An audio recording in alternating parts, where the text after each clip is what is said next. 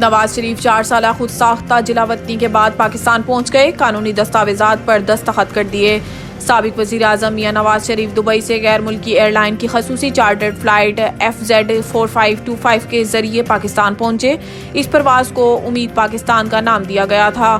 سابق وزیر اعظم سمیت طیارے میں موجود تمام مسافروں کی امیگریشن کا عمل طیارے کے اندر ہی کیا گیا۔ نواز شریف کی اسٹیٹ لاؤنج میں اسحاق ڈار اور قانونی ٹیم سے ملاقات ہوئی۔ سابق وزیر اعظم نے لیگل دستاویزات پر دستخط کر دیے، جن میں ایون فیلڈ اور العزیزیہ ریفرنسز میں سزا کے خلاف اپیلیں بحال کرنے کی درخواستیں بھی شامل تھیں۔ اس موقع پر نواز شریف کو مقدمات میں پیش رفت کے حوالے سے بھی بریفنگ دی گئی۔ نواز شریف کی 4 سال بعد وطن واپسی پر مریم نواز کا بیان۔ سوشل میڈیا سائٹ ایکس پر جاری بیان میں مریم نواز نے کہا ہے کہ میں اللہ رب العزت کی شکر گزار ہوں، جتنے دکھ اور تکالیف نواز شریف نے پچھلے 24 سالوں میں سہے، شاید ہی اس کی کوئی مثال ہو۔ مریم نواز نے مزید لکھا کہ ان کے کچھ زخم ایسے ہیں جو کبھی نہیں بھر پائیں گے، مگر جتنے عروج بھی نواز شریف نے دیکھے وہ بھی شاید کسی اور کے حصے میں نہ آئے ہوں۔ انہوں نے اپنے ٹویٹ میں مزید کہا کہ پاکستان آج نواز شریف کا ایک اور عروج دیکھنے جا رہا ہے، انشاءاللہ۔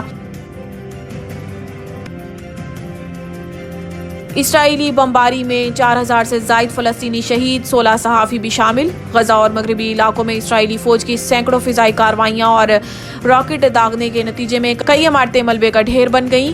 رپورٹ کے مطابق 7 اکتوبر کے بعد سے اب تک اسرائیلی فوج کی بمباری سے شہید ہونے والے فلسطینیوں کی تعداد 4000 سے تجاوز کر گئی، جن میں 1400 سے زائد بچے اور 1600 خواتین شامل۔ فضائی حملوں اور زمینی کارروائیوں کے نتیجے میں 17000 سے زائد فلسطینی زخمی ہوئے۔ علاوہ ازیں اسرائیلی فورسز کی کارروائیوں میں اب تک 16 صحافی شہید جبکہ 20 سے زائد کو صہیونی فوج گرفتار کر چکی ہے۔ رفح راہداری کے ذریعے امدادی ٹرک غزہ میں داخل ہونا شروع۔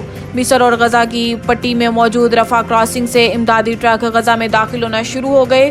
اس حوالے سے امریکی سفارت خانے کا کہنا ہے کہ ان کے پاس یہ اطلاعات موجود ہیں کہ مقامی وقت کے مطابق صبح 10 بجے امدادی ٹرک براستہ رفح راہداری غزہ میں داخل ہونا شروع ہوئے ہیں۔ حماس میڈیا آفس کے مطابق غزہ میں آج 20 امدادی ٹرکوں نے داخل ہونا ہے، جس پر دوائیاں، طبی آلات اور کھانے پینے کا کچھ سامان موجود ہے۔ عرب اور خلیجی میڈیا نے بھی براستہ رفح امدادی ٹرکوں کے غزہ میں داخل ہونے کی تصدیق کی ہے۔